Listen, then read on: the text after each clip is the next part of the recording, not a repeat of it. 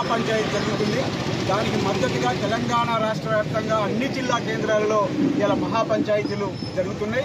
రైతులు కోరేది ఒకటే, మొత్తం రైతులు ఢిల్లీ నగరాన్ని దిగ్బంధించిన సందర్భంగా రైతులకు మోడీ ఇచ్చినటువంటి హామీలు రాతపూర్వకంగా ఉన్నాయి.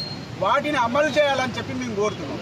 వాటిని బుట్ట దాఖలు చేసి ఇలా కార్పొరేట్ శక్తులకు అనుకూలంగా నిర్ణయాలు తీసుకునేటువంటి ఒక దుర్మార్గమైనటువంటి పరిస్థితి ఇలా మోదీ ప్రభుత్వం తీసుకొస్తుంది. రైతుల ఆదాయాన్ని పెంచుతా, రైతును రాజును చేస్తా అని చెప్పి ఒకవైపు చెప్తూనే రైతుల్ని మొత్తం కూడా ఇలా వ్యవసాయ రంగాన్నే మొత్తం ఇలా నిర్వీర్యం చేసేటువంటి పరిస్థితి ఇలా దాపురించింది.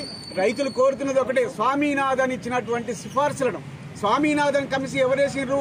ప్రభుత్వం వేసింది. ఆ ప్రభుత్వం వేసినటువంటి సిఫార్సులను అమలు చేయాలని చెప్పి ఇలా డిమాండ్ చేస్తున్నాం. ఇలా రైతు పండించినటువంటి పంటకు గిట్టుబాటు ధర కావాలని చెప్పి కోరుతున్నారు.